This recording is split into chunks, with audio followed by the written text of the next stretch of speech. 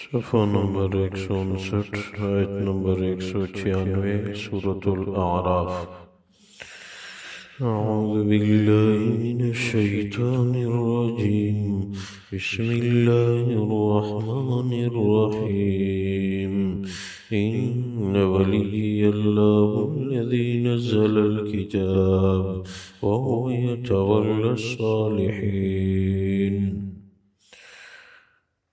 اللہ تبارک و تعالی فرماتے ہیں کہ محمد صلی اللہ علیہ وسلم لوگوں کو بتا دیجئے، ان ولی اللہ الذی نزل الکتاب، بے شک میرا حمایتی وہ اللہ ہے جس نے قرآن نازل کیا، وہو یتولی الصالحین، وہ نیک لوگوں کا دوست ہے، والذین تدعون من دونه لا يستطيعون نصركم ولا انفسهم ينصرون، اللہ کے سوا جن کی عبادت تم کرتے ہو ان کو تمہاری مدد پہ کوئی قدرت نہیں اور نہ وہ اپنے آپ کی مدد کر سکتے ہیں۔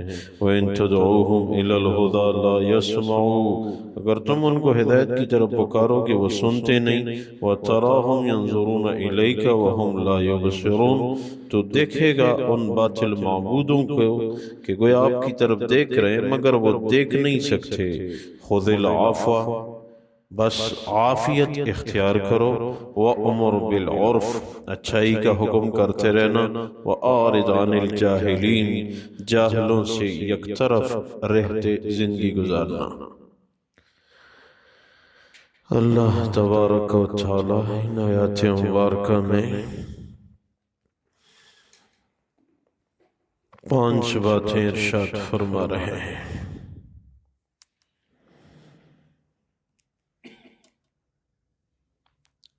اللہ نیک لوگوں کے دوست ہیں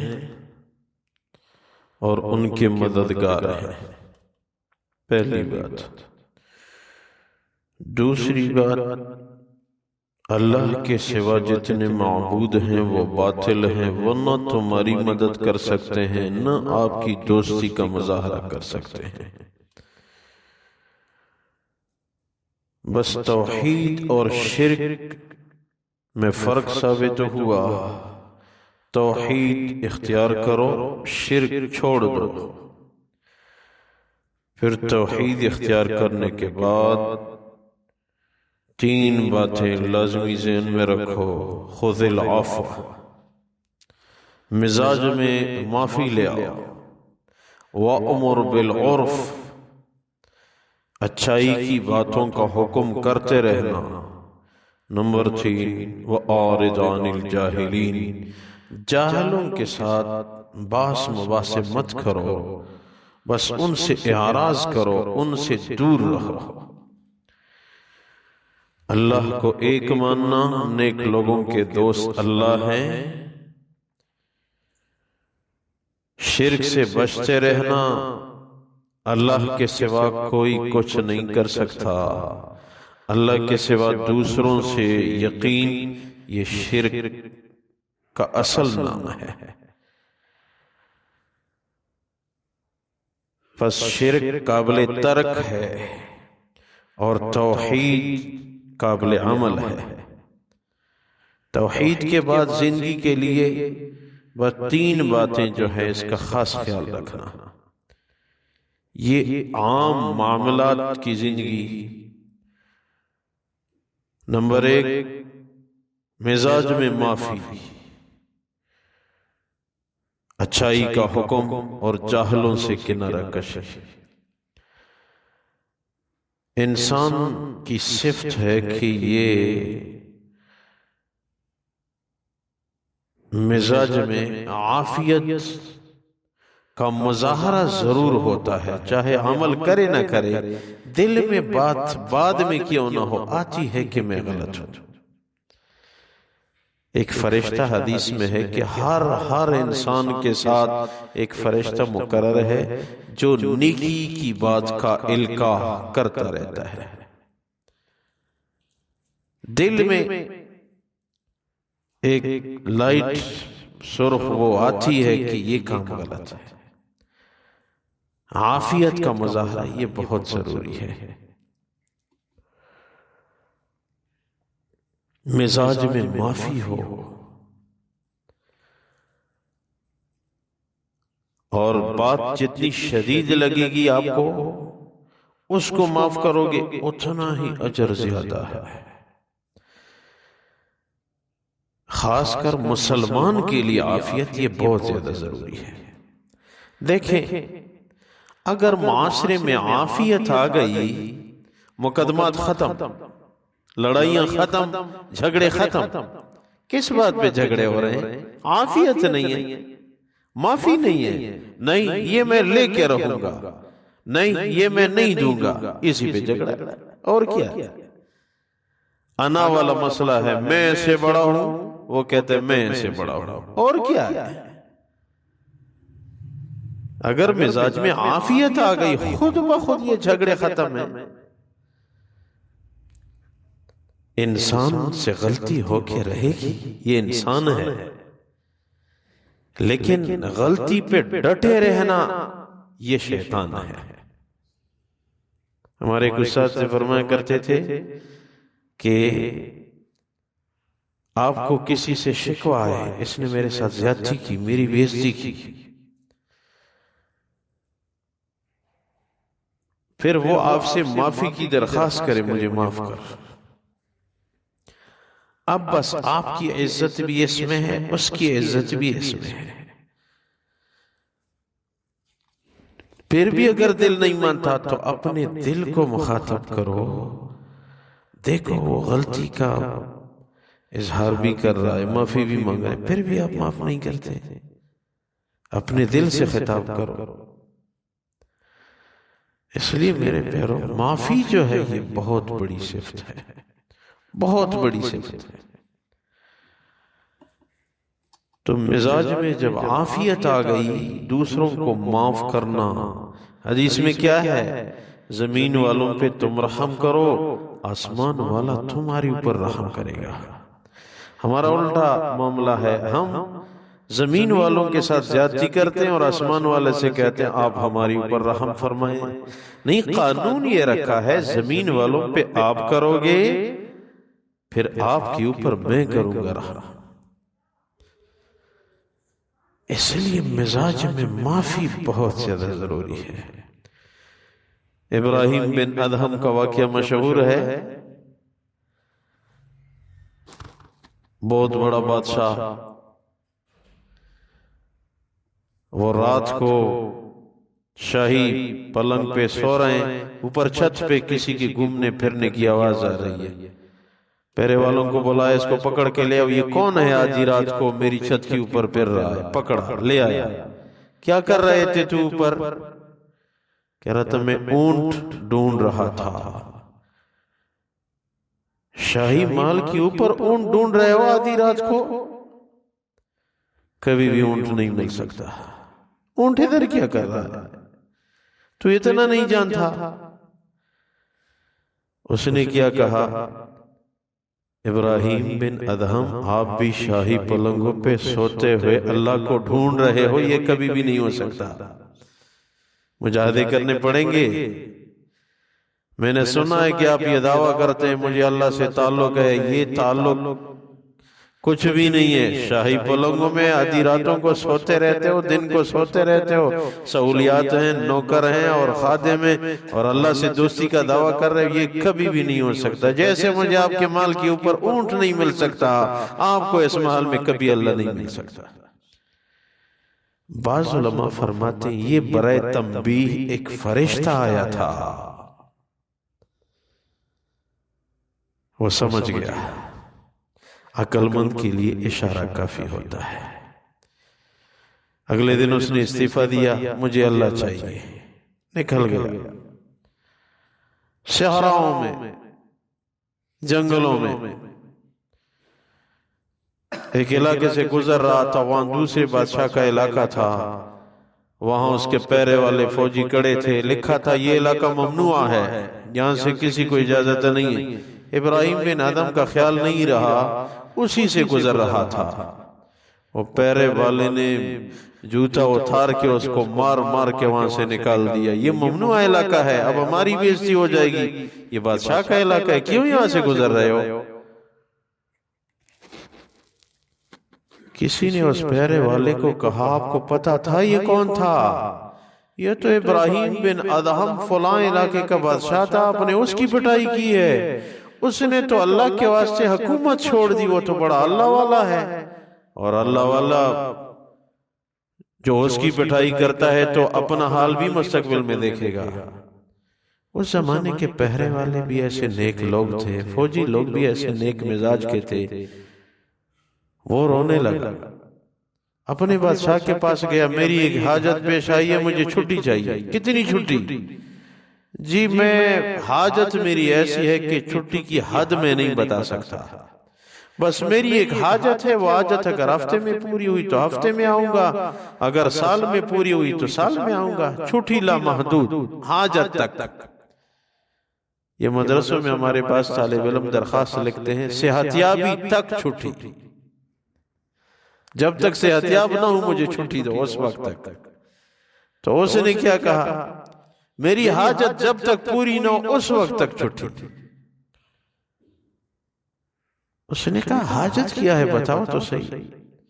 اس نے کہا جی ایسے وہ نیک بادشاہ یہاں سے گزر رہا تھا اور مجھے تو پتہ نہیں تھا، میں پیرے پہ تھا، میں نے تو جوتا اتار کے اس کی خوب پٹائی کی ہے، ابھی تو مجھے بڑی ندامت ہوئی، میں نے تو اللہ کے ولی کی پٹائی کی ہے۔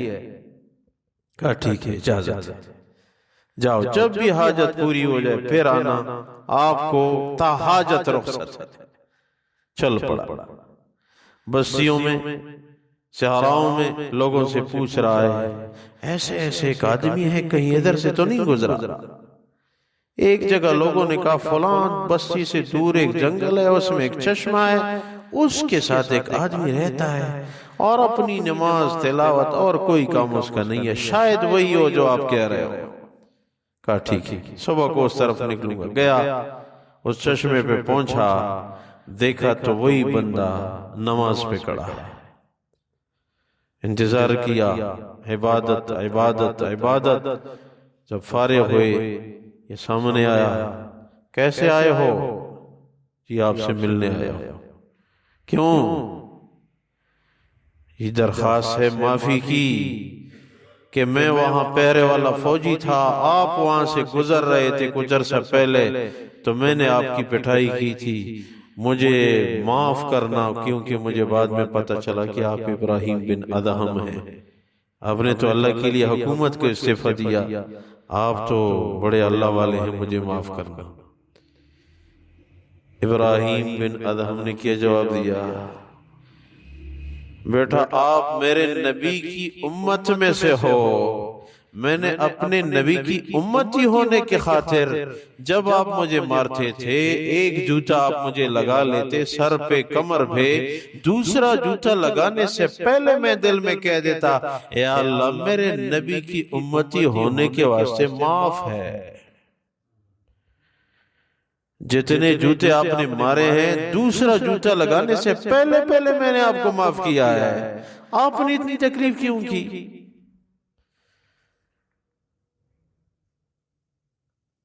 وہ بھی رونے لگا اور یہ بھی رو رہا ہے۔ یہ عافیت کا مزاج ہے۔ اللہ والے کے دل میں عافیت ہوتی ہے، تو اگر امت میں عافیت آ گئی، یاد رکھیں بھائی بھائی سے لڑ رہا ہے، باپ بیٹے سے، بیٹا باپ سے، میاں بیوی سے اور بیوی میاں سے، وجہ کیا ہے؟ عافیت نہیں ہے جی، عافیت ہے نہیں، انانیت ہے، میں ہوں اور میں ہوں۔ اسی میں ہوتے ہوتے امت ٹوٹ گئی، معاشرے ٹوٹ گئے، خوشحالی کوئی نہیں، سکون کسی گھر میں نہیں، باپ بیٹے کی شکایت کر کے روتا ہے، بیٹا باپ کی شکایت کر کے رو رہا ہے۔ کب ہم عافیت کریں گے؟ موت کے بعد؟ پھر تو عافیت کا اثر نہیں رہے گا۔ معافی کا مزاج ہم سیکھ لیں میرے پیاروں۔ ہمارے نبی کے اخلاق یہ ہیں، اللہ کا حکم کیا ہے خذ العفو، عافیت اختیار کرو، امت کھڑی ہو جائے گی۔ جب تک آپس میں توڑ ہے، وہاں جوڑ نہیں ہے، تو وہاں برکت کبھی بھی نہیں ہو سکتی۔ اور دوسری بات یہ کہ معافی نہیں ہے اور ایک دوسرے سے قطع کلامی ہے، اور محض دنیا کے واسطے، دین کے واسطے نہیں، صرف دنیا کے واسطے۔ ہمارے نبی نے کیا فرمایا؟ 3 دن تک کوئی دوسرے مسلمان سے نہیں بول رہا، معاملہ ہو دنیا کا، نماز قبول نہیں ہوگی۔ سوچیں میرے پیاروں، ہم عافیت کا مزاج اختیار کریں، جان بوجھ کے مزاج میں مسکراہٹ بناؤ۔ ہمارے نبی نے فرمایا بہت سارے بظاہر نیک لوگ نظر آتے ہیں، مگر اپنے گھر میں ان کا رویہ بڑا سخت ہوتا ہے، گھر کے ماتحت افراد ان سے تنگ ہوتے ہیں۔ پھر آ گیا دل میں کہ اب پھر کہاں چلا جائے۔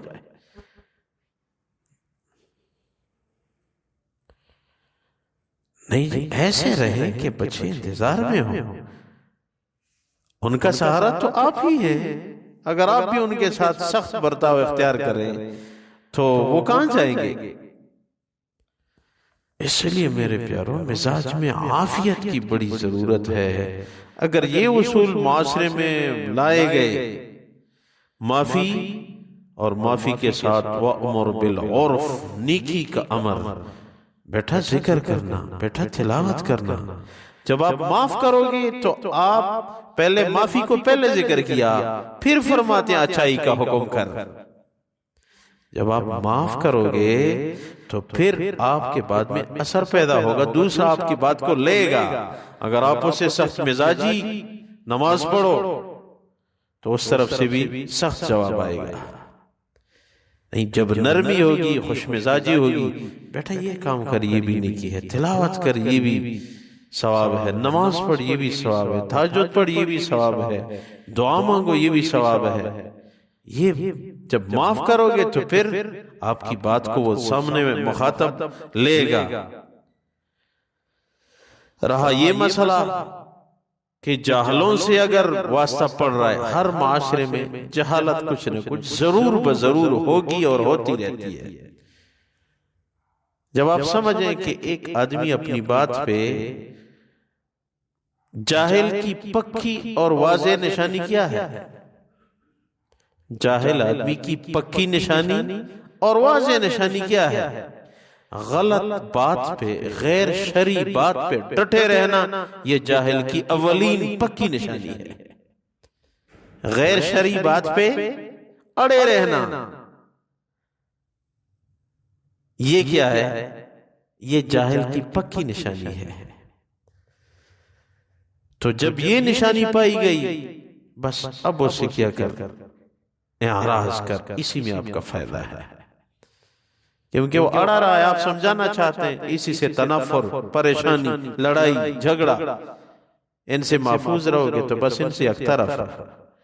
اس لیے قرآن فرماتا ہے ان ولی اللہ الذی نزل الکتاب، اللہ کے رسول لوگوں کو فرما دو میرا دوست اللہ ہی ہے جس نے قرآن کو نازل کیا، وَهُوَ يَتَوَلَّى الصَّالِحِينَ، وہ صرف میرا دوست نہیں، ہر نیک آدمی کا دوست ہے وہ۔